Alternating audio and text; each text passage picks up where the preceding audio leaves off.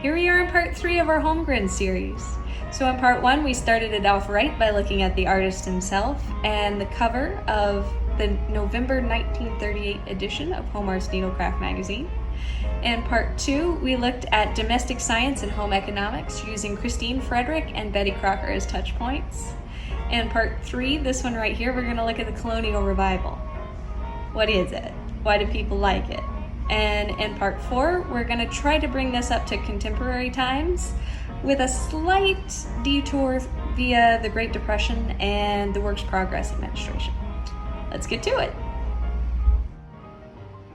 Getting back to this image, we see a woman repainting a Windsor chair, one that looks like it fits into a Colonial Revival style. But what is the Colonial Revival, and how does this chair fit into that category? The Colonial Revival style usually refers to architecture, craft, material culture, and decorative arts designs that are inspired by forms present during the colonial period in America. Most of America's first federal buildings look to much older cultures, like the Greeks and the Romans who put together the first democratic systems, in order to establish a look of legitimacy that meshed with the democratic governing principles the Founding Fathers were inspired by. One of the easiest ways to gain respectability is by emulating well-respected forms, as a culture and on an individual basis. That sounds a little far-fetched, but it's actually a practice most of us have participated in. For example, when you have a job interview, you tend to wear a suit, or dress like the people who you want to be hired by. Baby American architecture often wore suits too, or incorporated columns and other classical motifs into their architectural outfits. Early American or colonial period furniture often looked to British forms, like this Windsor chair that we see in the illustration, as well as classical ones. America did begin as a British colony, after all.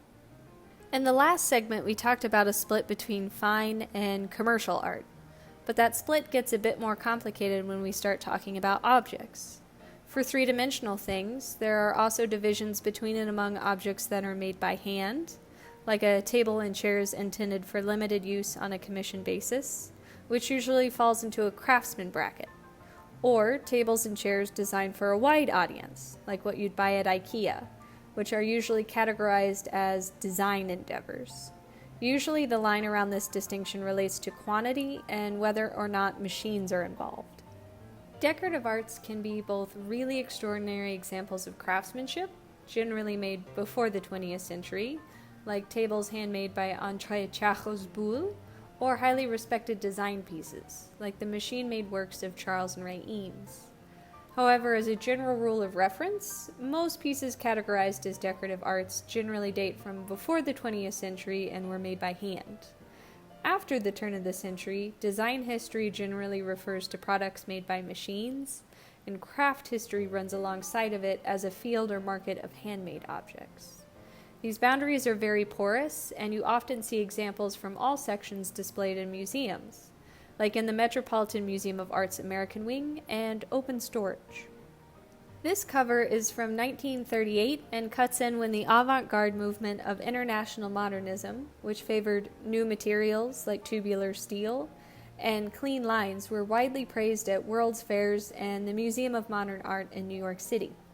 This aesthetic, mainly favored by wealthy and well-educated elite Americans or utopianistic Europeans, was largely associated with the notions of truth to materials, simplicity, and incorporating both scientific measurements of the human form and newly available materials brought on by industrial advancements.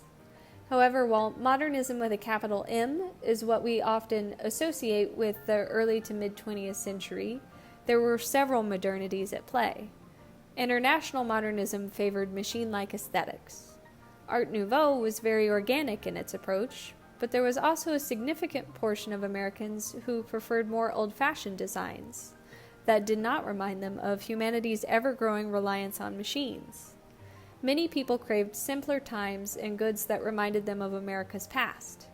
Cue the Colonial Revival and a growing interest in antiques. One of the most prominent figures associated with the Colonial Revival is Wallace Nutting. He was born in 1861 and passed away in 1941.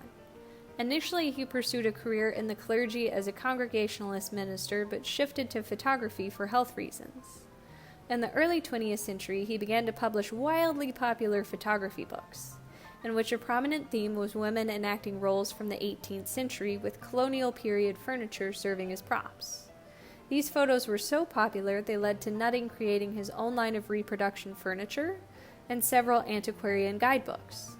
The concept of American antiques really got cooking in the early 20th century as industrial production and machine-made goods became more prominent, sort of like two ends of a spectrum.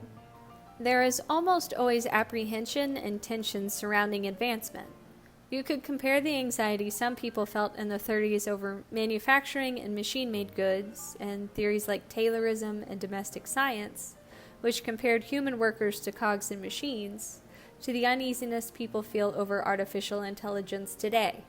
Some people love Alexa and Siri. Some people don't even want a smartphone. Many of the people who preferred to look to the past in a nostalgic sort of way in early 20th century America were drawn to the Colonial Revival. This movement was circulated through architectural forms, furniture, either reproduced or antique, and through things like women's handicraft patterns for sewing projects distributed through magazines like Home Arts Needlecraft.